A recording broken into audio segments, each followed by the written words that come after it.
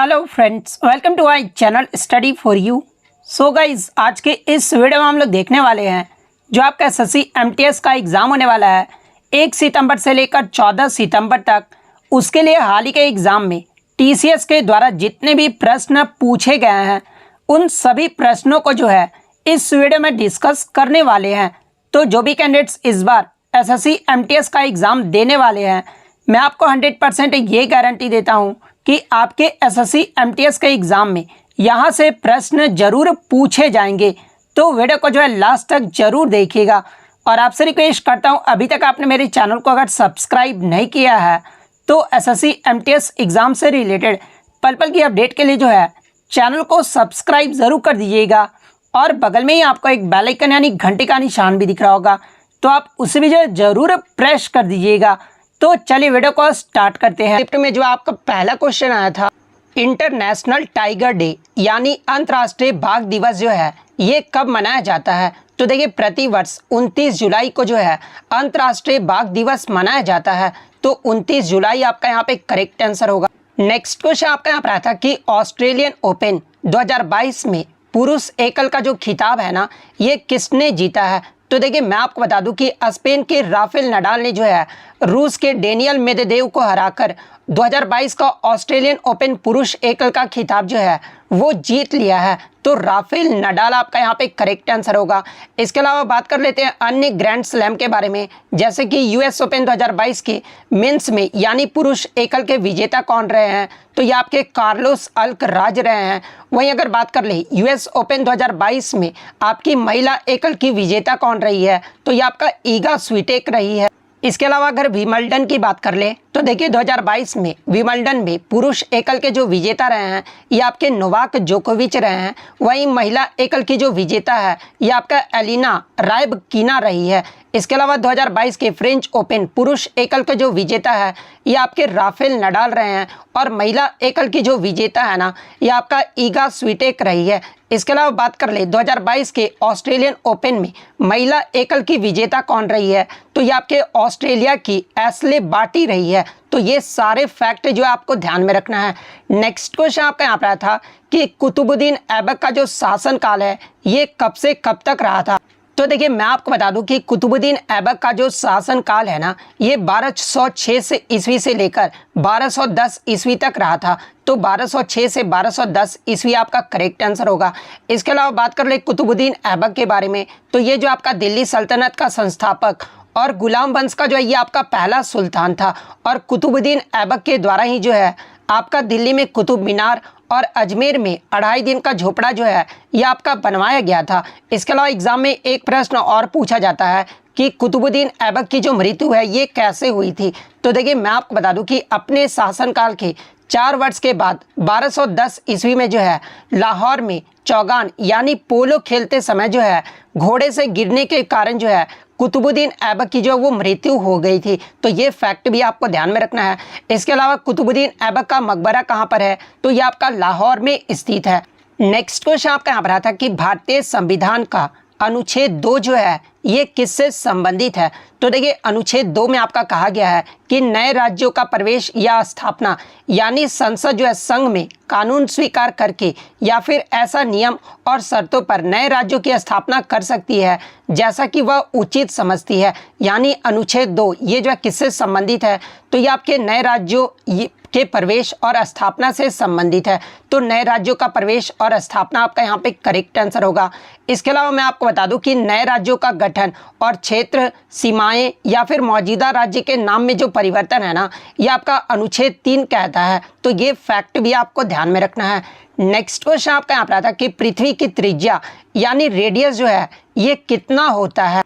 तो देखिए, मैं आपको बता दूं कि पृथ्वी की सतह से केंद्र तक की दूरी को ही जो है पृथ्वी की त्रिज्या यानी रेडियस जो वो आपका कहा जाता है। और पृथ्वी की जो त्रिज्या है ना, ये आपका लगभग 6331 किलोमीटर है। तो 6331 किलोमीटर आपका करेक्ट आंसर होगा।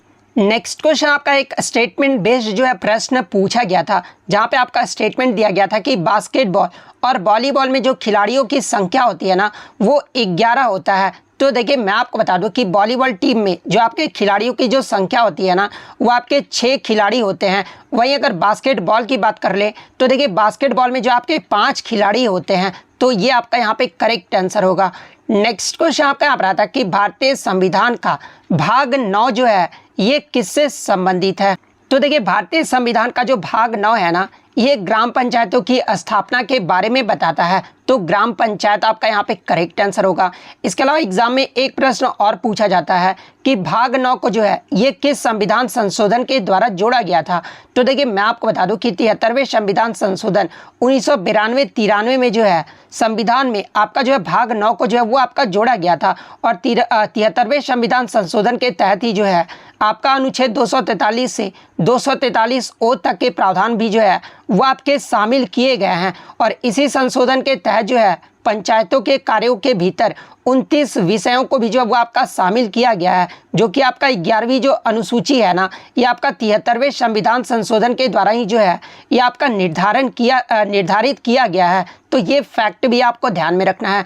इसके अलावा बात कर ले भारतीय संविधान का भाग 9 जो क है ना, ये किससे संबंधित है। तो देखिए भाग 9 के क की बात कर ले तो ये आपका नगर पालिका से संबंधित है। तो ये फैक्ट भी आप ध्यान में रखिएगा। नेक्स्ट क्वेश्चन आपका यहाँ पर आता है कि संयुक्त राज्य अमेरिका की पहली जो महिला उपराष्ट्रपति है ना, ये कौन बनी है। तो देखिए भारतीय मूल की कमला हैरिस जो है 2021 में अमेरिका की पहली महिला उपराष्ट्रपति जो है वो बनी है। तो कमला हैरिस आपका यहाँ पे करेक्ट आंसर होगा। और ये जो है कितने नंबर की जो उपराष्ट्रपति बनी है। तो देखिए ये जो है अमेरिका के 49वीं जो उपराष्ट्रपति बनी है। तो ये फैक्ट भी आपको ध्यान में रखना है। इसके अलावा एग्जाम में एक प्रश्न और पूछा जाता है कि भारतीय मूल की कमला हैरिस ये जो है किस राज्य से संबंधित है। तो ये आपका तमिलनाडु राज्य से संबंधित है। नेक्स्ट क्वेश्चन आपका यहाँ पर आया था कि महिला एशिया T20 विश्व कप ये जो आपका विजेता टीम जो है ये कौन बनी है।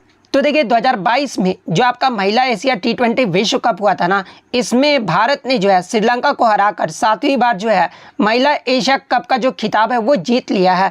तो भारत आपका यहाँ पे करेक्ट आंसर होगा। उप विजेता अगर पूछा जाए तो उप विजेता जो है ये आपका श्रीलंका देश रहा है। तो ये तो आपका महिला एशिया T20 विश्व कप 2022 की बात हो गई। अगर बात कर ले पुरुष एशिया T20 विश्व कप 2022 का विजेता टीम कौन रहा है। तो देखिए अगर पुरुष एशिया T20 विश्व कप की बात कर ले तो इसका जो विजेता टीम रहा है वो आपका श्रीलंका देश रहा है। और उप विजेता की बात कर ले तो उप विजेता जो है ये आपका पाकिस्तान देश रहा है। और ये जो आपका कहाँ पर आयोजित किया गया था, तो ये आपका UAE देश में आयोजित किया गया था। तो ये फैक्ट भी आपको ध्यान में रखना है। नेक्स्ट क्वेश्चन आपका यहाँ पर आता है कि which joint is there in the neck bone, यानी गर्दन की हड्डी जो है ये किस प्रकार का जोड़ है। तो देखिए गर्दन की हड्डी में जो है ये आपका पिवट ज्वाइंट्स का जो वो आपका जोड़ है। तो पिवट ज्वाइंट्स आपका यहाँ पे करेक्ट आंसर होगा। नेक्स्ट क्वेश्चन आपका यहाँ पर आया था कि which region has the most dry climate, यानी शुष्क जलवायु जो है सबसे ज़्यादा किस क्षेत्र में पाया जाता है। तो देखिए मैं आपको बता दूं कि राजस्थान का जो पश्चिमी क्षेत्र है ना, ये आपका शुष्क जलवायु क्षेत्र के अंतर्गत आता है। तो वेस्टर्न राजस्थान आपका यहाँ पे करेक्ट आंसर होगा। नेक्स्ट क्वेश्चन आपका यहाँ पर आता है कि भारत का बिस्मार्क ये जो किसे कहा जाता है। तो देखिए भारत का जो बिस्मार्क है ना, ये आपका सरदार वल्लभ भाई पटेल को कहा जाता है। तो वल्लभ भाई पटेल आपका यहाँ पे करेक्ट आंसर होगा। और इन्हें बिस्मार्क क्यों कहा जाता है, क्योंकि उन्होंने जो है भारत को एकजुट करने में जो है एक प्रमुख भूमिका भी जो है वो निभाई थी। इसके अलावा मैं आपको बता दूं कि सरदार वल्लभ भाई पटेल को जो है भारत का लौह पुरुष के रूप में भी जो है वो आपका जाना जाता है। इसके अलावा एग्जाम में एक प्रश्न और आता है, इसके अलावा एग्जाम में एक प्रश्न और यहाँ से पूछा जाता है कि सरदार वल्लभ भाई पटेल को सरदार की जो उपाधि है ये किसके द्वारा दिया गया था।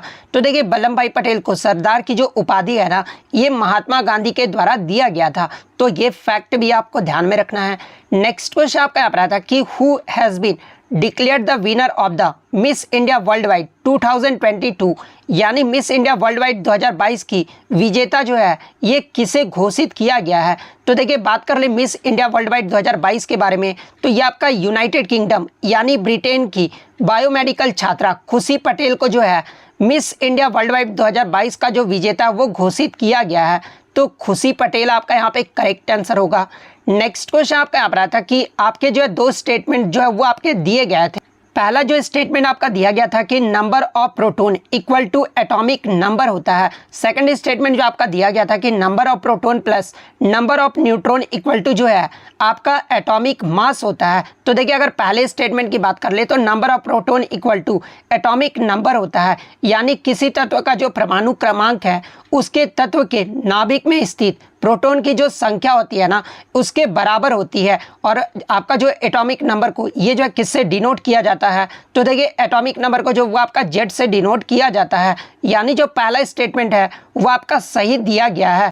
सेकंड स्टेटमेंट आपका दिया गया है कि number of proton plus number of neutron जो है आपका एटॉमिक मास यानी मास नंबर जो है आपका होता है। तो देखिए अगर सेकंड स्टेटमेंट की बात कर ले तो देखिए किसी परमाणु के नाभिक में उपस्थित प्रोटॉनों और न्यूट्रॉनों की संख्या के योग को ही जो है परमाणु की द्रव्यमान संख्या यानी मास नंबर जो है वो आपका कहा जाता है। और मास नंबर को जो है आपका ए से जो है वो आपका डिनोट किया जाता है। तो सेकंड स्टेटमेंट भी जो आपका यहाँ पर जो है वो सही दिया गया है, यानी ऑप्शन में जो आपका बोथ ए एंड बी आपका दिया गया होगा, तो बोथ ए एंड बी आपका यहाँ पे करेक्ट आंसर होगा।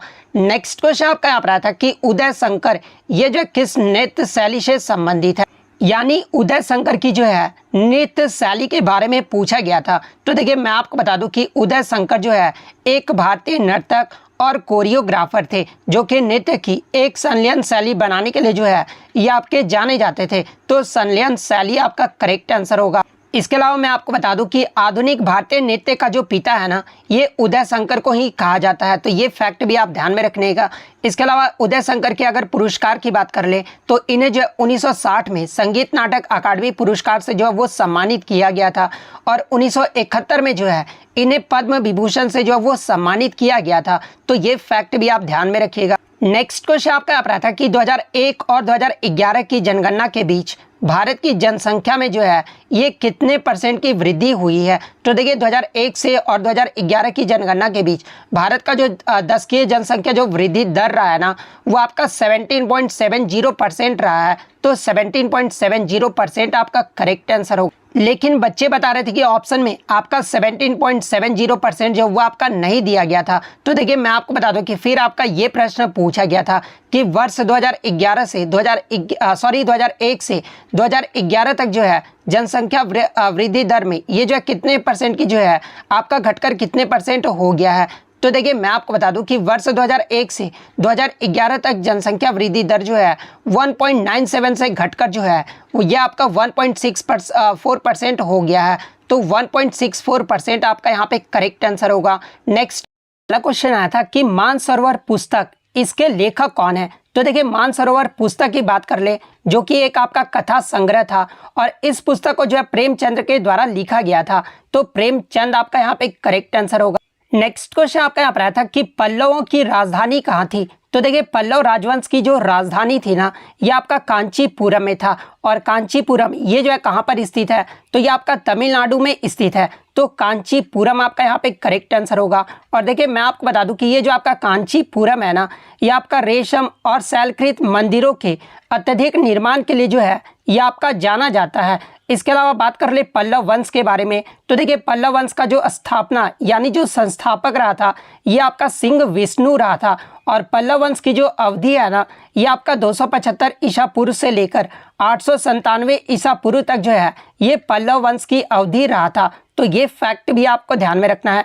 इसके अलावा मौर्य साम्राज्य से एग्जाम में प्रश्न पूछा जाता है। तो देखिए मौर्य साम्राज्य की जो राजधानी है ना ये पाटलिपुत्र में था और पाटलिपुत्र जो है अपने व्यापार और माल के निर्यात के लिए जो है ये आपका जाना जाता था। मौर्य साम्राज्य का संस्थापक कौन था। तो देखिए मौर्य साम्राज्य के जो संस्थापक थे ना ये आपके चंद्रगुप्त मौर्य थे। और मौर्य साम्राज्य का अंतिम शासक के बारे में पूछा जाता है। तो देखिए मौर्य साम्राज्य का जो अंतिम शासक था ना ये आपका बृहद्रथ था और मौर्य साम्राज्य का जो अवधि रहा था ये आपका 322 ईसा पूर्व से लेकर 187 ईसा पूर्व तक जो है मौर्य साम्राज्य का अवधि जो है वो माना जाता था। और इसके बाद जो है पुष्यमित्र शुंग ने जो है बृहद्रथ की हत्या करके जो है शुंग वंश की जो वह स्थापना की थी। इसके अलावा बात कर ले मगध साम्राज्य के बारे में, तो देखिए मगध साम्राज्य का जो पहली राजधानी था ना वो आपका राजगीर था और राजगीर जो था वो अपने शैलकृत गुफाओं मंदिरों और किलों के निर्माण के लिए जो वो आपका जाना जाता था।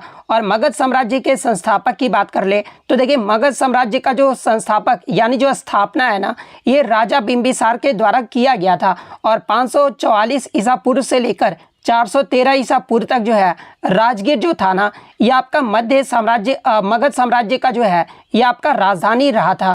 इसके अलावा बात कर ले गांधार साम्राज्य के बारे में तो देखिए गांधार साम्राज्य का जो राजधानी था ना, ये आपका तक्षशिला था। और ये जो आपका तक्षशिला था ये आपका बौद्ध धार्मिक स्मारकों के लिए जो है ये आपका जाना जाता था। और गांधार राज्य का जो स्थापना है ये आपका राजकुमार गांधार के द्वारा जो वो किया गया था। और गांधार राज्य का जो समय काल यानी जो अवधि रहा था ये आपका 1500 ईसा पूर्व से लेकर 535 ईसा पूर्व तक जो है इसका शासनकाल जो है वो आपका रहा था।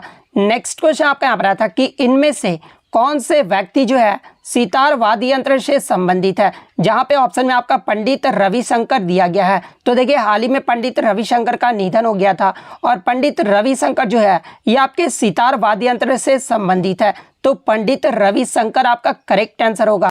इसके अलावा बात कर ले अन्य कलाकार के बारे में जो कि आपके सितार वाद्य यंत्र से संबंधित है, जैसे कि उमाशंकर मिश्र, बुधादित्य मुखर्जी, विलायत खान, शाहिद परवेज, वंदे हसन, ये सब जो आपके हैं ना ये आपके सितार वाद्य यंत्र से संबंधित है। सरोद वाद्य यंत्र की बात कर ले तो देखिए सरोद वाद्य यंत्र में प्रमुख कलाकारों के जो नाम है वो आपके अमजद अली खान, अलाउद्दीन खान, अली अकबर खान, विश्वजीत राय चौधरी, मुकेश शर्मा, बुद्धदेव दास गुप्ता, इन सभी का जो संबंध है ना ये आपके सरोद वाद्य यंत्र से। इसके अलावा शिव कुमार शर्मा और भजन सुपारी, इन सभी का जो संबंध है ये आपका संतूर वाद्य यंत्र से है। बिस्मिल्ला खान, अली अहमद, हुसैन खान, दयाशंकर जगन्नाथ, इन सभी का जो संबंध है ये आपका शहनाई वादक से है। हरिप्रसाद चौरसिया, पन्नालाल घोष, राजेंद्र कुलकर्णी, वी कुंजामणि, इन सभी का जो संबंध है ना ये आपका बांसुरी वाद्य यंत्र से है। जाकिर हुसैन, अल्लाह रखा खान, गुदई महराज, किशन महराज, लतीफ़ खान, सुखविंदर सिंह, इन सभी का जो संबंध है ना ये आपका तबला वाद्य यंत्र से है। इसके अलावा मैं आपको बता दूं कि उस्ताद सादिक अली खान, असद अली खान, इन सभी का जो संबंध है ये आपका रुद्र वीणा से है। एस बालाचंद्रन, कृष्ण भागवतवार, बदरुद्दीन डागर, इन सभी का जो संबंध है ना वो आपका वीणा वादक से है। तो ये फैक्ट भी आपको ध्यान में रखना है। नेक्स्ट क्वेश्चन आपका यहाँ पर आता है कि उच्च न्यायालय यानी हाई कोर्ट जो है किस अनुच्छेद के तहत वृत्त, यहाँ पर गलती से वृत्त लिखा गया, यहाँ पर रिट पूछा गया था, ठीक है। तो देखिए उच्च न्यायालय किस अनुच्छेद के तहत जो है आपके रिट जारी करते हैं। तो देखिए मैं आपको बता दूं कि सर्वोच्च न्यायालय यानी सुप्रीम कोर्ट जो है अनुच्छेद 32 के तहत और उच्च न्यायालय यानी हाई कोर्ट जो है आपके अनुच्छेद 226 के तहत जो है वो आपके रिट जारी कर सकते हैं। तो उच्च न्यायालय का पूछा गया था तो अनुच्छेद 226 आपका यहाँ पे करेक्ट आंसर होगा। इसके अलावा एग्जाम में एक प्रश्न और पूछा जाता है कि अनुच्छेद 32 के तहत सर्वोच्च न्यायालय जो है ये कितने रिट जारी कर सकते हैं। तो देखिए सर्वोच्च न्यायालय या फिर उच्च न्यायालय आपके जो है 5 रिट जो है वो जारी कर सकते हैं। तो ये फैक्ट भी आपको ध्यान में रखना है। इसके अलावा संविधान का अनुच्छेद 214 के बारे में पूछा जाता है। तो देखिए अनुच्छेद 214 यह बताता है कि प्रत्येक राज्य में एक आपका जो है न्यायालय होगा। ये जो आपका अनुच्छेद 214 में जो है आपका बताया गया है। और आप कमेंट करके बताइएगा कि वर्तमान में हमारे भारत में जो है हाई कोर्ट यानी उच्च न्यायालय की जो संख्या है वो कितनी है। ये जो आप कमेंट करके जरूर बताइएगा। नेक्स्ट क्वेश्चन आपका यहाँ पर आया था कि आराम बाग का जो निर्माण है ना बाबर ने कहाँ पर करवाया था। तो देखिए आराम बाग जो है मूल रूप से 1528 में जो है मुगल सम्राट बाबर के द्वारा जो है इसका निर्माण करवाया गया था। और देखिए ये जो आपका आराम बाग है ना ये भारत का सबसे पुराना जो है ये आपका मुगल गार्डन है जो कि आपका आगरा में स्थित है। तो आगरा आपका यहाँ पे करेक्ट आंसर होगा। इसके अलावा बाबर से आपके आगे के शिफ्ट में प्रश्न पूछे जा सकते हैं, जैसे कि बाबर का शासनकाल ये जो है कब से कब तक रहा था। तो देखिए बाबर के शासनकाल की बात कर ले तो इसका जो शासनकाल है ये 1526 ईस्वी से लेकर 1530 ईस्वी तक रहा था। और 1526 ईस्वी में जो है बाबर के द्वारा पानीपत का जो प्रथम युद्ध है ना वो आपका लड़ा गया था। बाबर ने कहाँ पर जो है सर्वप्रथम पादशाह की जो पदवी है ना वो धारण की थी। तो देखिए बाबर के द्वारा सबसे पहले जो पादशाह की जो पदवी है ना ये काबुल में जो है वो धारण किया गया था। तो ये फैक्ट भी आपको ध्यान में रखना है।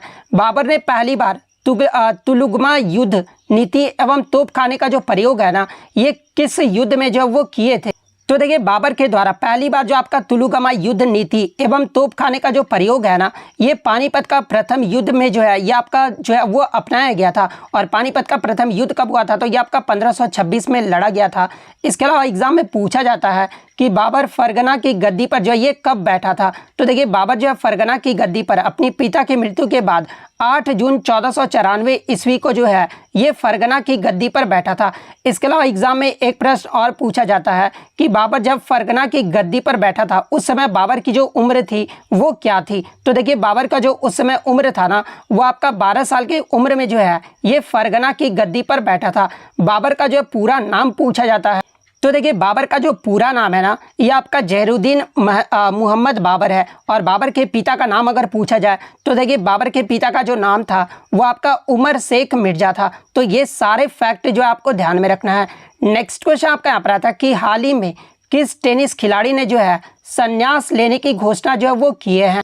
तो देखिए मैं आपको बता दूं कि सितंबर 2022 में महान टेनिस खिलाड़ी रोजर फेडरर ने जो है संन्यास का जो ऐलान किया था। तो रोजर फेडरर आपका यहाँ पे करेक्ट आंसर होगा। और देखिए रोजर फेडरर जो है पुरुष सिंगल्स में सबसे ज़्यादा ग्रैंड स्लैम खिताब जीतने वाले मामले में जो है ये आपके तीसरे नंबर पर है। रोजर फेडरर ने जो है 20 ग्रैंड स्लैम पुरुष एकल का खिताब जो है वो जीता है। वहीं अगर बात कर ले सबसे ज़्यादा ग्रैंड स्लैम ये जो है किसने जीता है, तो देखिए स्पेन के राफेल नडाल ने जो है सबसे ज़्यादा 22 ग्रैंड स्लैम जो वो जीते हैं। और आपके कितने प्रकार के ग्रैंड स्लैम होते हैं, तो आपके जो वो 4 प्रकार के जो वो आपके ग्रैंड स्लैम होते हैं। कौन कौन से, तो पहला आपका ऑस्ट्रेलियन ओपन हो गया, सेकंड आपका यूएस ओपन हो गया, थर्ड आपका फ्रेंच ओपन हो गया और फोर्थ आपका विंबलडन हो गया। तो ये फैक्ट भी आप ध्यान में रखिएगा।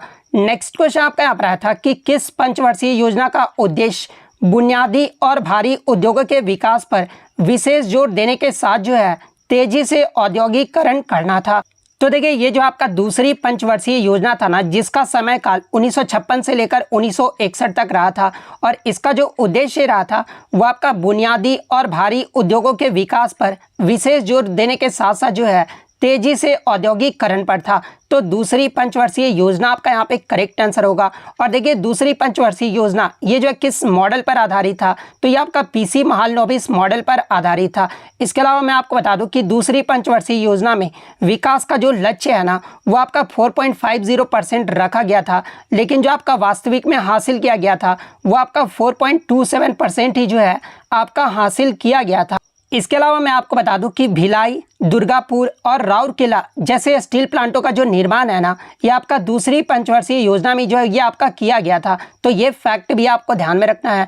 इसके अलावा बात कर ले पहली पंचवर्षीय योजना के बारे में, तो देखिए पहली पंचवर्षीय योजना का जो समय काल रहा था ना, ये आपका 1951 से लेकर 1956 तक रहा था। और इसका जो मुख्य उद्देश्य रहा था ना वो अर्थव्यवस्था के संतुलित विकास की प्रक्रिया करना था। और ये जो योजना था ना प्रथम पंचवर्षीय योजना, ये आपका हेराल्ड डोमर मॉडल पर जो है आपका आधारित था। और इसका जो मुख्य आपका जो ध्यान दिया गया था वो देश में कृषि विकास पर जो वो सबसे ज़्यादा जो ध्यान है वो आपका पहली पंचवर्षीय योजना में जो वो आपका दिया गया था। और ये जो आपका योजना था ना वो आपका सफल रहा था, क्योंकि इस योजना में जो आपका वृद्धि दर हासिल किया गया था वो आपका 3.6% की जो वृद्धि दर है वो आपका हासिल किया गया था। इसके अलावा बात कर ले तीसरी पंचवर्षीय योजना के बारे में, तो देखिए तीसरी पंचवर्षीय योजना का जो समय काल है ना ये आपका 1961 से 66 के बीच रहा था। और इसका जो मुख्य उद्देश्य रहा था वो अर्थव्यवस्था को आत्मनिर्भर बनाना था। और ये जो आपका तीसरी पंचवर्षीय योजना है ना, इस योजना को जो है गॉडगिल योजना के नाम से भी जो है वो जाना जाता है। और इस योजना का जो मुख्य लक्ष्य रखा गया था ना वो अर्थव्यवस्था को गतिमान और आत्मनिर्भर बनाना था। और देखिए चीन से युद्ध के कारण यह जो योजना रहा था वो आपका फेल रहा था, क्योंकि इस योजना का जो वृद्धि दर का जो लक्ष्य है वो आपका 5.6% रखा गया था, लेकिन वास्तविक जो वृद्धि दर जो आपका हुआ था ना वो आपका 2.4% ही जो वो आपका रहा था।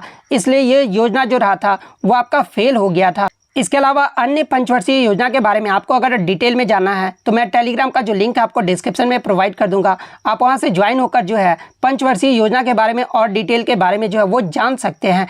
नेक्स्ट क्वेश्चन आपका यहाँ पर आया था कि इनमें से कौन सी नदी जो है बंगाल की खाड़ी में गिरती है। तो देखिए कृष्णा नदी, कावेरी, स्वर्णरेखा, ब्रह्मपुत्र, बैतरनी, महानदी, गोदावरी, गंगा और ब्रह्मणी नदी, इन सभी नदियां जो है ना ये आपका बंगाल की खाड़ी में गिरती है। जहाँ पे ऑप्शन में आपका गोदावरी दिया गया था, तो गोदावरी आपका यहाँ पे करेक्ट आंसर होगा। नेक्स्ट क्वेश्चन आपका यहाँ पर आया था कि निम्नलिखित में से कौन सी नदी जो है राजस्थान से निकलती है। तो देखिए बनास और जो आपका लूनी नदी है ना, ये आपका राजस्थान राज्य से निकलती है, लेकिन आपके ऑप्शन में जो बनास नदी दिया गया था, तो बनास नदी आपका यहाँ पे करेक्ट आंसर होगा। और देखिए ये जो आपका बनास नदी है ना, ये आपका कुंभलगढ़ के पास अरावली पर्वत श्रृंखला की खमनौर पहाड़ियाँ से जो है ये आपका निकलता है, और इस नदी को जो है वन की आशा के नाम से भी जो है आपका जाना जाता है, तो बनास नदी आपका करेक्ट आंसर होगा। नेक्स्ट क्वेश्चन आपका यहाँ पर आया था कि प्लासी के युद्ध में अंग्रेजी सेना का जो नेतृत्व है ना, ये किसके द्वारा किया गया था। तो देखिए अगर बात कर ले प्लासी के युद्ध के बारे में, तो देखिए प्लासी का जो युद्ध है ना, ये आपका 23 जून 1757 को मुर्शिदाबाद के नदिया जिले में जो है भागीरथी नदी के किनारे प्लासी नामक स्थान पर जो ये आपका लड़ा गया था ये युद्ध। और ये जो युद्ध है ना, ये आपका ब्रिटिश ईस्ट इंडिया कंपनी की सेना और बंगाल के नवाब की सेना के मध्य जो है ये आपका युद्ध लड़ा गया था, जिसमें आपका जो है ब्रिटिश ईस्ट इंडिया कंपनी का जो नेतृत्व है ना, यानी अंग्रेजों का जो नेतृत्व है ये आपका रॉबर्ट क्लाइव कर रहे थे, और बंगाल जो आपके नवाब थे उनके जो नेतृत्व है ना, ये आपका मीर जाफर कर रहे थे। और इस युद्ध में जो है रॉबर्ट क्लाइव ने जो है सिराजुद्दौला को जो वो हरा दिया था, तो आपका रॉबर्ट क्लाइव जो आपका यहाँ पे करेक्ट आंसर होगा। यानी इस युद्ध में जो है ब्रिटिश ईस्ट इंडिया कंपनी ने बंगाल के नवाब की सेना को जो है वो हरा दिया था। नेक्स्ट क्वेश्चन आपका यहाँ पर आया था कि प्रो कबड्डी लीग के 8वें संस्करण का जो फाइनल मैच है ना, ये किसके बीच जो है आपका खेला गया था। तो देखिए 8वें संस्करण की अगर मैं बात करूँ, तो देखिए प्रो कबड्डी लीग के 8वें संस्करण का जो फाइनल मैच है ये आपका पटना पायरेट्स और दबंग दिल्ली केसी के मध्य जो है वो आपका खेला गया था, जिसमें दबंग दिल्ली ने जो है फाइनल में पटना पायरेट्स को जो है 37-36 से जो है वो आपका दबंग दिल्ली जो है वो जीत जो है वो दर्ज कर लिया था। तो पटना पायरेट्स और दबंग दिल्ली आपका यहाँ पे करेक्ट आंसर होगा। अगर पूछा जाए कि 8वें सीजन का विजेता टीम कौन रहा था, तो ये आपका दबंग दिल्ली केसी रहा था। बात कर रहे हैं 9वें सीजन के बारे में, तो देखिए 2022 का विवो प्रो कबड्डी लीग में जो आपका 9वां जो सीजन हुआ था ना, ये जो इसका जो फाइनल मैच है ये आपका जयपुर पिंक पैंथर्स और पुनेरी पल्टन के मध्य जो है ये आपका फाइनल मैच खेला गया था, जिसके विजेता टीम की बात कर ले तो 9वें संस्करण का जो विजेता टीम है ना, ये आपका जयपुर पिंक पैंथर्स रहा है, और जयपुर पिंक पैंथर्स ने जो है ये आपका दूसरा खिताब जो वो जीत लिया है। इसके अलावा एग्जाम में एक प्रश्न और पूछा जाता है कि प्रो कबड्डी लीग का जो पहला संस्करण है ये कब आयोजित किया गया था। तो ये आपका 2014 में जो है आयोजित किया गया था, और उस समय जो पहला विजेता भी जो बना था वो आपका जयपुर पिंक पैंथर्स बना था। तो ये फैक्ट भी आपको ध्यान में रखना है। नेक्स्ट क्वेश्चन आपका यहाँ पर आता है कि who is called the father of atom, यानी परमाणु का जो जनक है ना, ये किसे कहा जाता है। तो देखिए जॉन डाल्टन को जो है परमाणु यानी एटम और परमाणु सिद्धांत यानी एटॉमिक थ्योरी के पिता के रूप में जो है वो आपका जाना जाता है। तो जॉन डाल्टन आपका यहाँ पे करेक्ट आंसर होगा। इसके अलावा मैं आपको बता दूं कि भारतीय अंतरिक्ष कार्यक्रम के जनक के रूप में जो है ये आपका विक्रम साराभाई को जाना जाता है। रमन प्रभाव के रूप में जो है ये आपका सीवी रमन को जाना जाता है। भारतीय परमाणु कार्यक्रम के जनक के रूप में जो है ये आपका होमी जहांगीर भाभा को जाना जाता है। अगर ये पूछा गया था तो होमी जहांगीर भाभा आपका करेक्ट आंसर होगा। मिसाइल मैन ऑफ इंडिया के नाम से जो है ये एपीजे अब्दुल कलाम को जाना जाता है। तो ये सारे फैक्ट जो है आपको ध्यान में रखना है।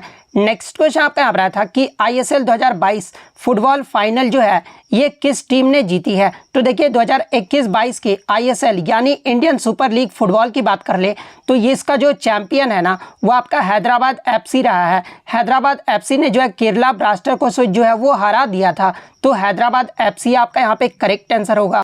इसके अलावा बात कर ले आईएसएल का जो पहला संस्करण है ये जो है कब खेला गया था। तो देखिए आईएसएल का जो पहला संस्करण है ये आपका 2014 में जो है ये आपका खेला गया था, और 2014 में जो है एटलांटिको डी कोलकाता ने जो है केरला ब्लास्टर्स को जो है वो हरा दिया था। तो ये फैक्ट भी आपको ध्यान में रखना है। यानी प्रथम विजेता टीम कौन रहा था, तो ये आपका एटलेटिको डी कोलकाता रहा था। नेक्स्ट क्वेश्चन आपका यहाँ पर आया था कि MS वर्ड 2010 में प्रिंट प्रीव्यू करने का जो है शॉर्टकट कुंजी पूछा गया था। तो देखिए MS वर्ड 2010 में प्रिंट प्रीव्यू करने का जो शॉर्टकट की होता है ना वो आपका Ctrl+F2 होता है। तो Ctrl+F2 आपका करेक्ट आंसर होगा। नेक्स्ट क्वेश्चन आपका यहाँ पर आया था कि अंडमान व निकोबार द्वीप समूह का कुल क्षेत्रफल कितना होता है। तो देखिए अंडमान और निकोबार द्वीप समूह की बात कर ले तो देखिए इसका जो कुल क्षेत्रफल है ना ये आपका 8,249 किलोमीटर स्क्वायर है। तो 8,249 किलोमीटर स्क्वायर आपका करेक्ट आंसर होगा। वहीं अगर वर्ग मील की बात कर ले तो 3,185 वर्ग मील है। और बात कर ले अंडमान और निकोबार द्वीप समूह में जो है कितने द्वीप हैं तो आपके 572 द्वीप हैं। तो ये फैक्ट भी आपको ध्यान में रखना है। नेक्स्ट क्वेश्चन आपका यहाँ पर आता कि हाल ही में किस राज्य में जो है प्रधानमंत्री नरेंद्र मोदी के द्वारा बल्ब ड्रग पार्क का जो है आधारशिला रखा गया है। तो देखिए अक्टूबर 2022 में प्रधानमंत्री नरेंद्र मोदी के द्वारा जो है हिमाचल प्रदेश राज्य में ऊना में जो है बल्क ड्रग पार्क का जो है आधारशिला रखा गया है। तो हिमाचल प्रदेश आपका यहाँ पे करेक्ट आंसर होगा। नेक्स्ट क्वेश्चन आपका यहाँ पर आया था कि निदान जो पोर्टल है ना यहाँ पर पोर्टल कर लीजिएगा, यानी निदान जो पोर्टल है ये किस संस्था के द्वारा जो है ये आपका शुरू किया गया है। तो देखिए निदान पोर्टल की बात कर ले तो इसमें जो आपका गिरफ्तार नशीले पदार्थों के अपराधियों को अपनी तरह का पहला डेटाबेस जो है ये आपका निदान जो वो चालू किया गया है। और इसे जो है NCB यानी नैरकोटिक्स कंट्रोल ब्यूरो के द्वारा जो है इसे विकसित किया गया है। तो NCB आपका यहाँ पे करेक्ट आंसर होगा। नेक्स्ट क्वेश्चन आपका यहाँ पर आया था कि which of the following is not erasable memory, यानी इनमें से जो है किस मेमोरी को जो वो मिटाया नहीं जा सकता है। तो देखिए रोम एक ऐसा मेमोरी है जो कि आपका एक नॉन वोलेटाइल मेमोरी है और इसे जो है मिटाया नहीं जा सकता है। और रोम का फुल फॉर्म क्या होता है तो रीड ओनली मेमोरी, ये जो आपका रोम का फुल फॉर्म होता है। तो रोम आपका यहाँ पे करेक्ट आंसर होगा। नेक्स्ट क्वेश्चन आपका यहाँ पर आता है कि भारत में सोने का उत्पादन करने में सबसे जो पहला राज्य है ये कौन सा आता है। तो देखिए भारत में सबसे ज़्यादा जो सोने का उत्पादन है ना ये आपका कर्नाटक राज्य में किया जाता है। तो कर्नाटक आपका यहाँ पे करेक्ट आंसर होगा। और देखिए मैं आपको बता दूं कि भारत में सोने के जो आपके 3 प्रमुख क्षेत्र हैं और वो 3 प्रमुख क्षेत्र कौन कौन से हैं तो ये आपके कोलार स्वर्ण क्षेत्र, कोलार हट्टी स्वर्ण क्षेत्र और रामगिरी स्वर्ण क्षेत्र।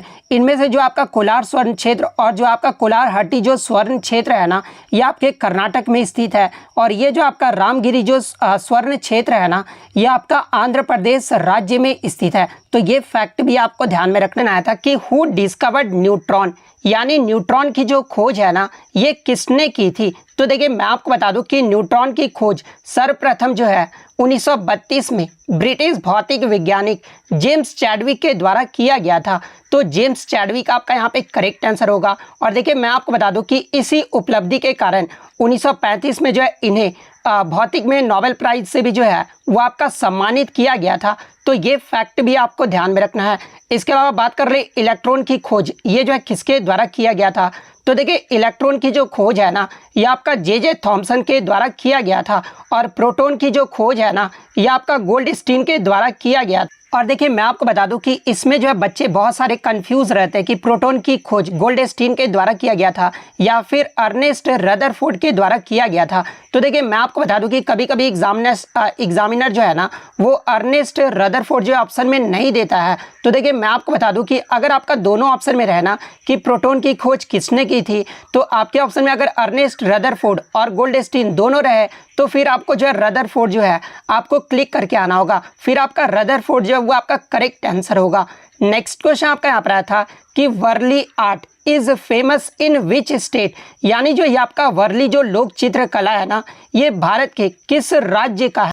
तो देखिए ये जो आपका वारली लोक चित्र कला है ना ये महाराष्ट्र राज्य का है। तो महाराष्ट्र आपका करेक्ट आंसर होगा। इसके अलावा बात कर ले अन्य राज्य के लोक कला के बारे में, जैसे कि सांझी लघु कला ये जो आपका उत्तर प्रदेश का लोक कला है, तंजौर चित्रकला और मीका चित्रकला ये जो आपका तमिलनाडु राज्य का है, पैटकर जादो पाटिया चित्रकला, सोहराई कला, कोहवर कला, गंजू कला, कुर्मी कला, मुंडा कला, दूरी कला और घाटवाल कला ये सब जो कला है ना ये आपके झारखंड राज्य के हैं। वारली चित्रकला और पिंगुली चित्रकथी ये जो आपके महाराष्ट्र राज्य के चित्रकला है। इसके अलावा ये जो आपका पटचित्र जो चित्रकला है ना ये आपका उड़ीसा राज्य का है। कांवर जो आपका कला ये आपका राजस्थान राज्य का है। मधुबनी जो कला ये आपका बिहार राज्य का है। तंजौर चित्रकारी ये जो आपका तमिलनाडु का है। झरना पता चित्र ये जो आपका पश्चिम बंगाल का है। तो ये सारे फैक्ट जो आपको ध्यान में रखना है।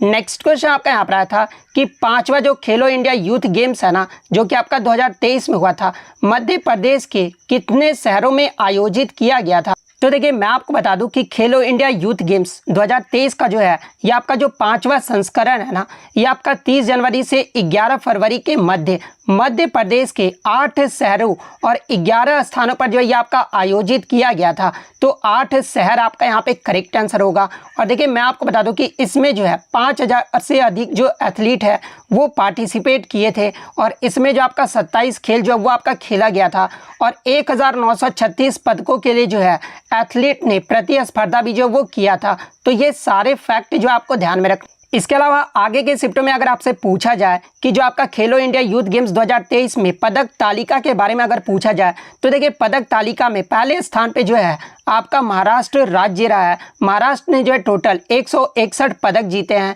जिसमें अगर गोल्ड की बात कर ले तो गोल्ड जो है 56 महाराष्ट्र ने जीता है, 55 सिल्वर मेडल जीता गया है और 50 जो वो आपका ब्रॉन्ज मेडल जीता गया है। सेकंड पायदान पे जो आपका हरियाणा राज्य रहा है, हरियाणा ने जो है टोटल 128 पदक जीते हैं, जिसमें 41 गोल्ड, 32 सिल्वर और 55 जो था वो आपका ब्रॉन्ज मेडल रहा था। इसके अलावा बात कर ले थर्ड पायदान पे जो आपका मध्य प्रदेश राज्य रहा है, मध्य प्रदेश ने जो है टोटल 96 पदक जीते हैं, जिसमें 39 गोल्ड, 30 आपका सिल्वर और 27 जो था वो आपका ब्रॉन्ज मेडल शामिल। इसके अलावा एग्जाम में एक प्रश्न और पूछा जाता है कि खेलो इंडिया यूथ गेम्स 2000 इसका जो पहला संस्करण है ना ये कब आयोजित किया गया था। तो देखिए मैं आपको बता दूं कि खेलो इंडिया जो आपका यूथ गेम्स हुआ था ना, इसका जो पहला संस्करण है ये आपका 2018 में हुआ था और इसका जो पहला संस्करण है ये आपका दिल्ली में आयोजित किया गया था। दूसरे संस्करण की बात कर ले तो ये आपका 2019 में हुआ था, जो कि आपका पुणे महाराष्ट्र में आयोजित किया गया था। थर्ड अगर बात कर ले तो तीसरा जो संस्करण है ना जो आपका 2020 में हुआ था ये आपका गुवाहाटी असम में आयोजित किया गया था। और 2021 की बात कर ले तो देखिए खेलो इंडिया यूथ गेम्स का जो चौथा संस्करण है ना ये आपका 2021 में ना होकर जो है ये आपका 2022 में हुआ था और ये आपका पंचकुला हरियाणा में आयोजित किया गया था। वहीं अगर 2023 के 5वें संस्करण की बात कर ले तो ये आपका मध्य प्रदेश में आयोजित किया गया था। तो ये सारे फैक्ट जो है आपको ध्यान में रखना है। नेक्स्ट क्वेश्चन आपका यहाँ पर आया था कि हाल ही में किस राज्य ने जो है स्कूली बच्चों के लिए फुटबॉल फॉर ऑल ये जो पहल है वो शुरू किया गया है। तो देखिए मैं आपको बता दूं कि अक्टूबर 2022 में उड़ीसा के मुख्यमंत्री नवीन पटनायक ने जो है राज्य में स्कूली बच्चों के बीच फुटबॉल को बढ़ावा देने के लिए जो है फुटबॉल फॉर ऑल यानी फुटबॉल सभी के लिए है ये जो पहल है वो इसकी जो वो शुरुआत किया गया है। तो उड़ीसा आपका यहाँ पे करेक्ट आंसर होगा। नेक्स्ट क्वेश्चन आपका यहाँ पर आया था कि भारतीय संविधान के किस अनुच्छेद के अंतर्गत जो है भारत सरकार का दायित्व है कि वह बाह्य आक्रमण यानी जो बाहरी आक्रमण होते हैं एवं आंतरिक अशांति से राज्यों की जो वो रक्षा कर सके। तो देखिए मैं आपको बता दूं कि भारतीय संविधान के अनुच्छेद 355 के अंतर्गत जो है भारत सरकार का ये दायित्व होगा कि वह बाहरी आक्रमण एवं आंतरिक अशांति से जो है राज्यों की रक्षा जो है वो कर सके। तो अनुच्छेद 355 आपका करेक्ट आंसर होगा। बात कर ले आपका राष्ट्रीय आपातकाल के बारे में तो देखिए अनुच्छेद 352 में जो है ये आपका राष्ट्रीय आपातकाल का प्रावधान किया गया है। अनुच्छेद 356 में जो है ये राष्ट्रपति शासन का जो है प्रावधान किया गया है। अनुच्छेद 360 की बात कर ले तो ये आपका वित्तीय आपातकाल का जो है वो प्रावधान किया गया है। तो ये सारे फैक्ट जो है आपको ध्यान में रखना है। नेक्स्ट क्वेश्चन आपका यहाँ पर आता है कि 2023 महिला फीफा विश्व कप ये जो है कहाँ पर आयोजित किया जाएगा। तो देखिए सबसे पहले मैं आपको बता दूं कि 2023 का जो फीफा महिला विश्व कप होगा ना ये कौन सा संस्करण होगा। तो ये आपका 9वां संस्करण होगा, जो कि आपका कहां पर आयोजित किया जाएगा। तो ये आपका संयुक्त रूप से ऑस्ट्रेलिया और न्यूजीलैंड द्वारा जो है ये आपका आयोजित किया जाएगा। तो ऑस्ट्रेलिया और न्यूजीलैंड आपका करेक्ट आंसर होगा। बात कर ले 2019 के महिला फीफा विश्व कप के बारे में तो देखिए 2019 का जो महिला फीफा विश्व कप है ना ये आपका फ्रांस देश में आयोजित किया गया था और इसका जो विजेता टीम रहा है ना ये आपका संयुक्त राज्य अमेरिका रहा है और संयुक्त राज्य अमेरिका ने अब तक जो है इसका 4 टाइटल भी जो है वो जीत चुका है। तो ये फैक्ट भी आपको ध्यान में रखना है। नेक्स्ट क्वेश्चन आपका यहाँ पर आया था कि मोडेरा सोलर गांव ये जो है किस राज्य में स्थित है। तो देखिए मैं आपको बता दूं कि हाल ही में प्रधानमंत्री नरेंद्र मोदी के द्वारा ये जो आपका घोषणा किया गया था कि गुजरात के मोढेरा गांव को जो है भारत का पहला 24/7 सौर ऊर्जा से चलने वाला गांव जो है वो घोषित किया गया है। तो मोढेरा जो ये आपका गांव है ये कहां पर है? तो ये आपका गुजरात राज्य में है। तो गुजरात आपका यहाँ पे करेक्ट आंसर होगा। नेक्स्ट क्वेश्चन आपका यहाँ पर आया था कि बिहार केसरी के नाम से ये जो है किसे जाना जाता है? तो देखिए बिहार केसरी के नाम से जो है ये आपके डॉक्टर श्री कृष्ण सिंह को जाना जाता है। तो डॉक्टर श्री कृष्ण सिंह आपका यहाँ पे करेक्ट आंसर होगा। बात कर ले श्री कृष्ण सिंह के बारे में, तो ये आपके बिहार के पहले मुख्यमंत्री थे और ये जो आपके श्री बाबू और बिहार केसरी के नाम से जो है इन्हें जाना जाता है। इसके अलावा मैं आपको बता दूं कि श्री कृष्ण सिंह ने जो है 1946 से 1961 तक जो है बिहार के पहले मुख्यमंत्री के रूप में जो है वो कार्य किया है। तो ये फैक्ट भी आपको ध्यान में रखना है। इसके अलावा बात कर ले शेर ए बिहार के नाम से ये जो है किससे जाना जाता है? तो देखिए शेर ए बिहार के नाम से जो है ये आपके राम लखन सिंह यादव को जाना जाता है। तो ये फैक्ट भी आपको ध्यान में रखना है। नेक्स्ट क्वेश्चन आपका यहाँ पर आता है कि इनमें से किस राज्य से होकर जो है कर्क रेखा गुजरती है? तो देखिए मैं आपको बता दूं कि भारत में टोटल 8 राज्यों से होकर जो है कर्क रेखा यानी ट्रॉपिक ऑफ कैंसर जो वो गुजरता है। तो देखिए कैंसर लाइन जो है वो आपका गुजरता है। तो वो आपके 8 राज्य कौन कौन से हैं? तो 8 राज्यों की बात कर ले तो गुजरात, राजस्थान, मध्य प्रदेश, छत्तीसगढ़, झारखंड, पश्चिम बंगाल, त्रिपुरा और मिजोरम, ये 8 राज्यों से जो है भारत में कर्क रेखा गुजरती है। तो आपके ऑप्शन में जो है छत्तीसगढ़ दिया गया था, तो छत्तीसगढ़ आपका यहाँ पे करेक्ट आंसर होगा। नेक्स्ट क्वेश्चन आपका यहाँ पर आता है कि भारत के किस शहर को जो है लगातार 6ठी बार ये जो है स्वच्छता का अवार्ड जो है वो दिया गया है? तो देखिए मैं आपको बता दूं कि भारत में स्वच्छता सर्वेक्षण जो है ये आपका 2016 में शुरू किया गया था और 2016 से ही जो है ये जो आपका इंदौर शहर है ना ये आपका स्वच्छता का जो अवार्ड है वो प्राप्त करता आ रहा है और 6ठी बार जो है ये स्वच्छता का जो अवार्ड है ये इंदौर शहर को दिया गया है। तो इंदौर आपका यहाँ पे करेक्ट आंसर होगा। इसके अलावा मैं आपको बता दूं कि सूरत को जो है दूसरे सबसे स्वच्छ शहर के रूप में भी जो है वो आपका चुना गया है। तो ये फैक्ट भी आपको ध्यान में रखना है। इसके अलावा मैं आपको बता दूं कि स्वच्छ सर्वेक्षण 2022 में मध्य प्रदेश को जो है 100 शहर वाले राज्यों में देश का सबसे स्वच्छ राज्य भी जो है वो घोषित किया गया है। तो ये फैक्ट भी आपको ध्यान में रखना है। नेक्स्ट क्वेश्चन आपका यहाँ पर आता है कि निम्नलिखित में से किस संवैधानिक प्रावधान को जो है कनाडा के संविधान से जो वो लिया गया था? तो देखिए फेडरल फीचर्स यानी संज्ञात्मक विशेषताएं और केंद्र के पास अवशिष्ट शक्तियां का जो प्रावधान है ना ये आपका कनाडा देश के संविधान से लिया गया है। तो आपके ऑप्शन में जो फेडरल फीचर्स दिया गया था, तो संज्ञात्मक विशेषताएं आपका यहाँ पे करेक्ट आंसर होगा।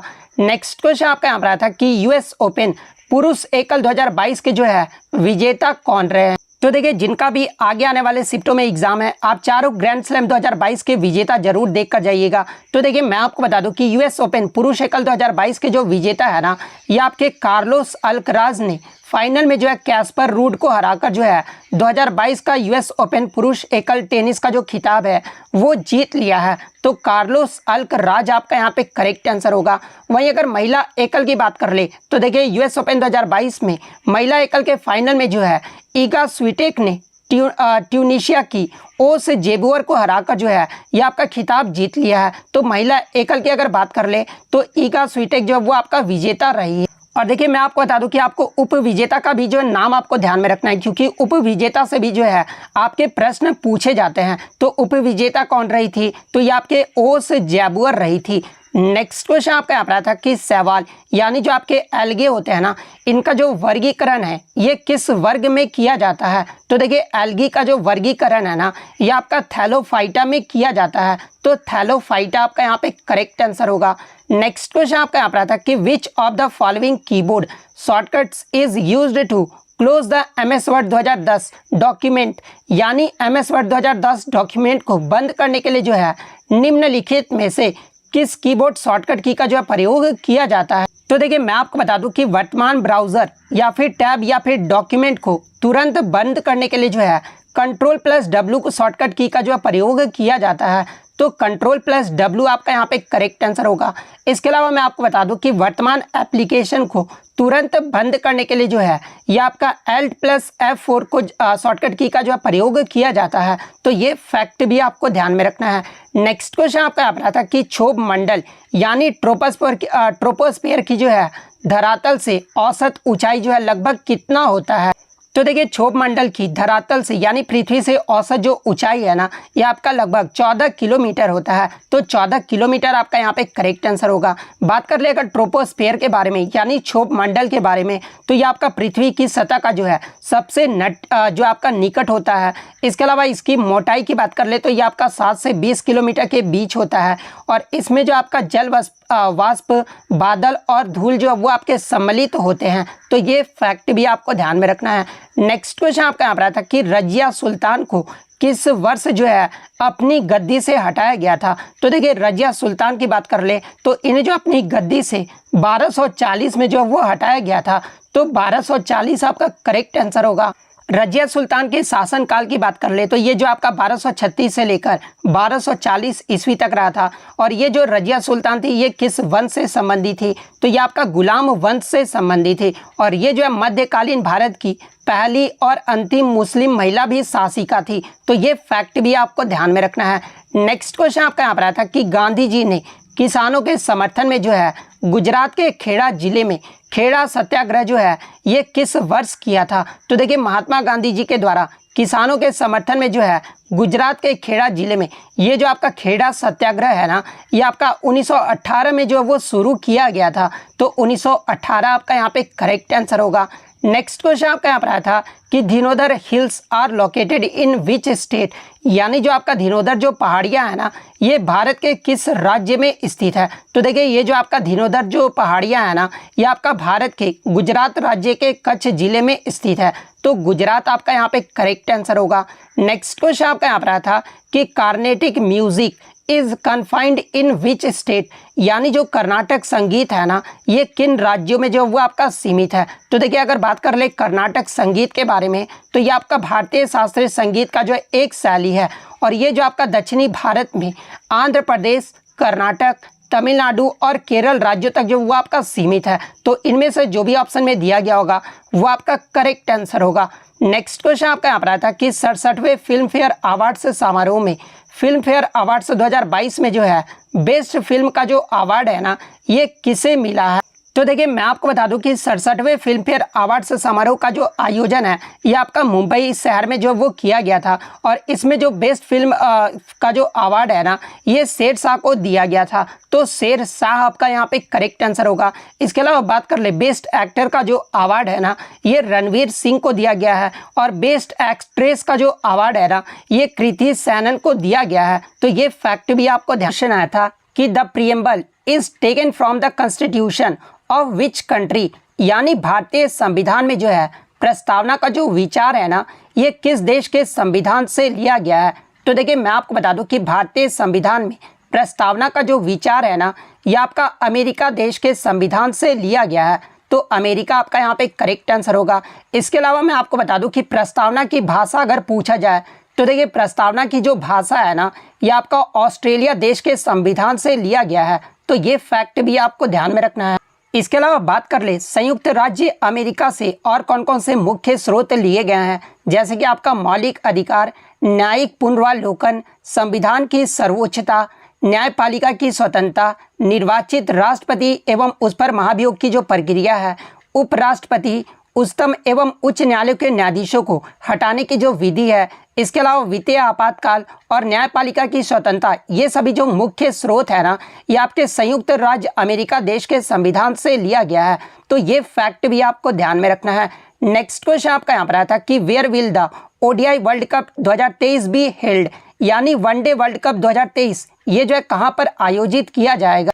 तो देखिए मैं आपको बता दूं कि 2023 का जो आपका क्रिकेट का जो विश्व कप है ना ये आपका भारत में आयोजित किया जाएगा। तो भारत आपका यहाँ पे करेक्ट आंसर होगा। इसके अलावा मैं आपको बता दूं कि 2023 में जो आपका आईसीसी वुमेन्स जो T20 विश्व कप हुआ था ना ये आपका कहाँ पर आयोजित किया गया था। तो देखिए 2023 का आईसीसी T20 विश्व कप महिला का जो क्रिकेट विश्व कप है ये आपका साउथ अफ्रीका में जो है आयोजित किया गया था और इसके विजेता टीम कौन रही है। तो देखिए अगर विजेता की बात कर ले तो ये आपका ऑस्ट्रेलिया देश जो वो विजेता रहा है। वहीं अगर उप विजेता की बात कर ले तो देखिए उप विजेता जो टीम है ना वो आपका साउथ अफ्रीका की टीम रही है, तो ये फैक्ट भी आपको ध्यान में रखना है। इसके अलावा बात कर ले 2022 में जो आपका पुरुष T20 विश्व कप हुआ था, ये जो है कहाँ पर आयोजित किया गया था। तो देखिए 2022 का जो पुरुष T20 विश्व कप है, ये आपका ऑस्ट्रेलिया देश में जो आपका आयोजित किया गया था। जिसके विजेता टीम की बात कर ले तो देखिए इसका जो विजेता टीम रहा वो आपका इंग्लैंड देश रहा है। वहीं अगर उप विजेता की बात कर ले तो उप विजेता जो है ये आपका पाकिस्तान देश रहा है। इसके अलावा मैं आपको ये भी बता दूं कि इससे पहले भी जो है भारत ने आपका जो है विश्व कप, क्रिकेट विश्व कप जो है आयोजित किया था, जो कि आपका 2011 में जो है आयोजित किया गया था। लेकिन 2011 में जो है 3 देशों में आपका आयोजित किया गया था, और वो 3 देश कौन कौन से थे, तो एक तो आपका भारत में आयोजित किया गया था, इसके अलावा एक आपका श्रीलंका में आयोजित किया गया था, और एक आपका जो है बांग्लादेश देश में आयोजित किया गया था। तो ये 3 देशों में जो है संयुक्त रूप से 2011 का जो विश्व कप हुआ था वो आयोजित किया गया था। और 2011 का विश्व कप कौन जीता था, तो यह हमारा भारत देश जीता था। तो ये फैक्ट भी आपको ध्यान में रखना है। नेक्स्ट क्वेश्चन आपका यहाँ पर आता है कि 42वें संविधान संशोधन के तहत प्रस्तावना में जो है कौन सा शब्द जो वो नहीं जोड़ा गया था। तो देखिए मैं आपको बता दूं कि 42वां जो संविधान संशोधन हुआ था ना, ये आपका 1976 में हुआ था। और देखिए इस अधिनियम के तहत संविधान की प्रस्तावना में जो है आपके 3 नए शब्दों को जो है वो जोड़ा गया था। और वो 3 नए शब्द कौन कौन से थे, तो पहला आपका समाजवादी था, सेकंड आपका धर्मनिरपेक्ष था, और थर्ड जो था वो आपका अखंडता था। तो ये 3 तो ऑप्शन में दिया गया था।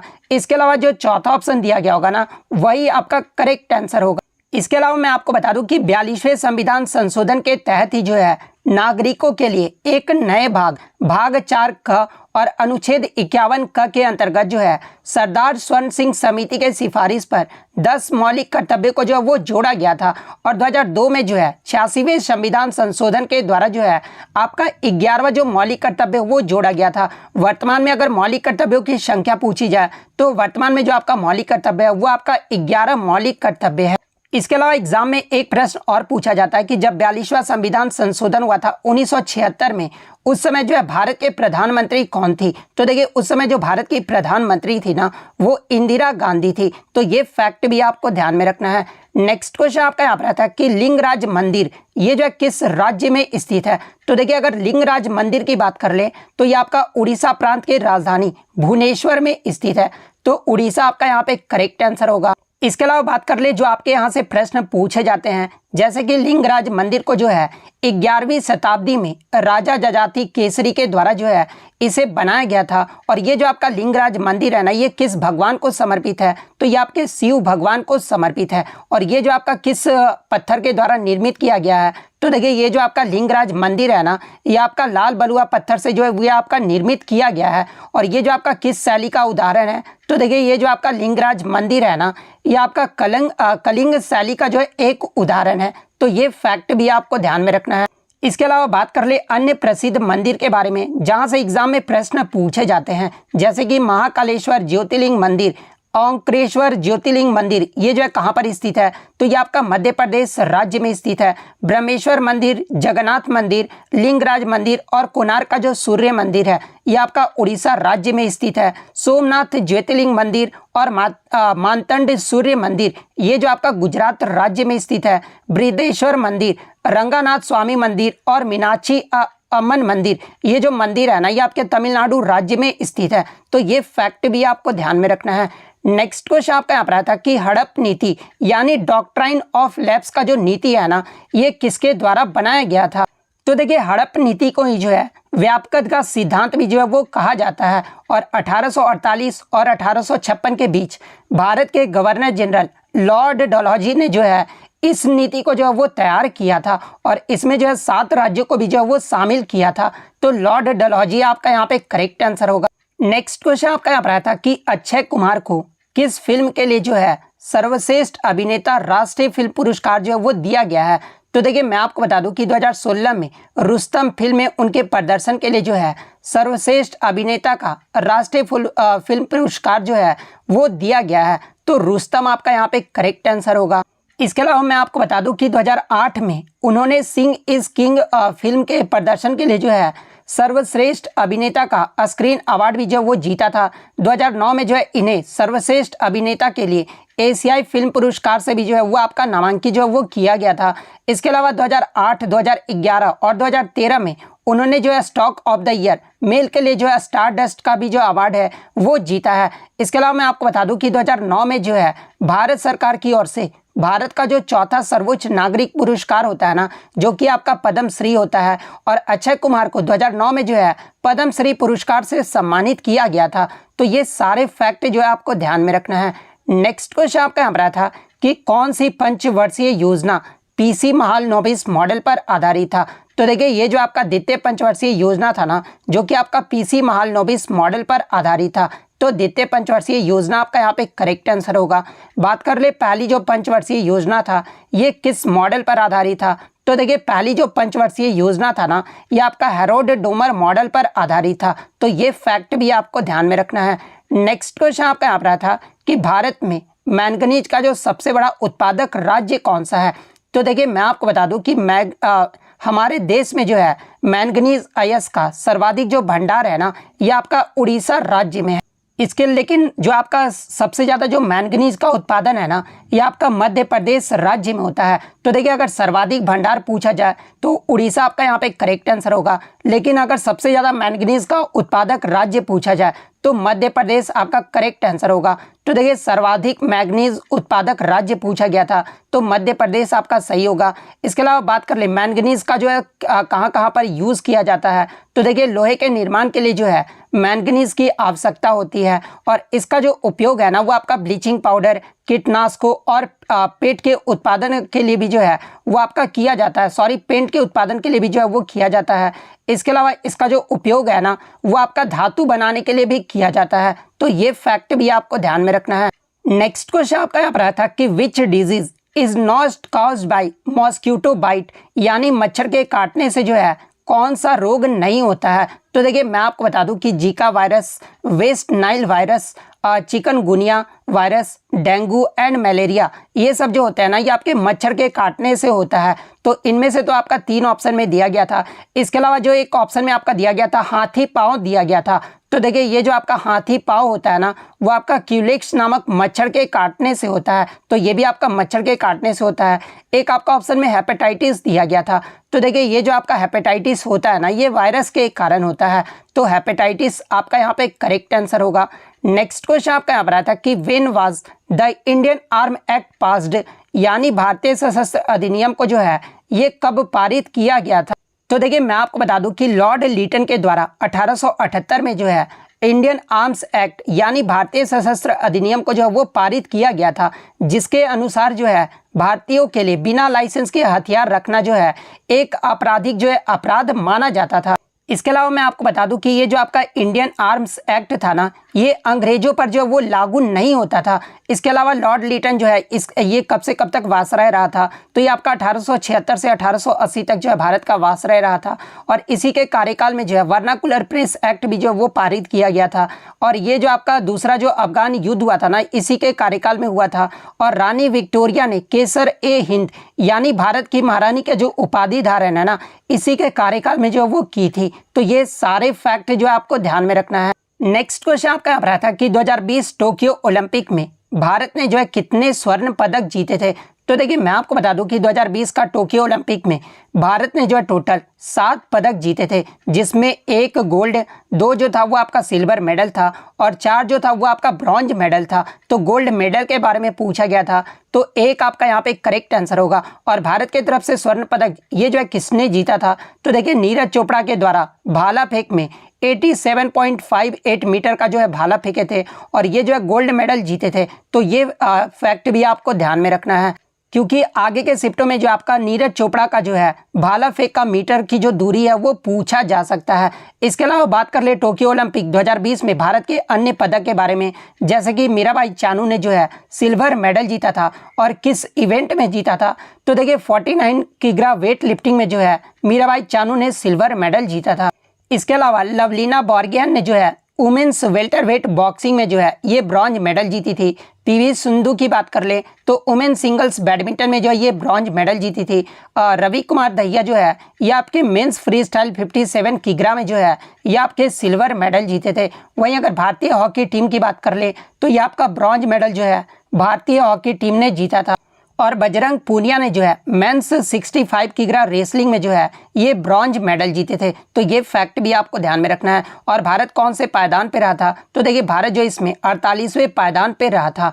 नेक्स्ट क्वेश्चन आपका यहाँ पर आया था कि महानदी जो बेसिन है ना ये किस राज्य से नहीं गुजरता है। तो देखिए महानदी बेसिन की बात कर ले तो ये आपका छत्तीसगढ़, उड़ीसा, बिहार और महाराष्ट्र राज्यों से होकर गुजरता है। और महानदी जो है ना ये आपका छत्तीसगढ़ के रायपुर जिले से निकलता है और बंगाल की खाड़ी में जो है ये आपका गिर जाता है। तो इसमें जो आपका 3 तो ऑप्शन में दिया गया था, चौथा जो ऑप्शन था वो आपका झारखंड राज्य दिया गया था। तो देखिए ये जो आपका महानदी बेसिन है ना ये झारखंड राज्य से नहीं गुजरता है। तो झारखंड आपका यहाँ पे करेक्ट आंसर होगा। नेक्स्ट क्वेश्चन आपका यहाँ पर आता कि इनमें से किस भारतीय भाला फेंक खिलाड़ी को जो है डोपिंग के लिए 2025 तक जो है वो आपका निलंबित कर दिया गया है। तो देखिए मैं आपको बता दूं कि भारतीय जेवलिन थ्रोवर और टोक्यो ओलंपिक शिवपाल सिंह को जो है डोपिंग उल्लंघन के कारण अक्टूबर 2025 तक जो वो आपका निलंबित कर दिया गया है। तो शिवपाल सिंह आपका यहाँ पे करेक्ट आंसर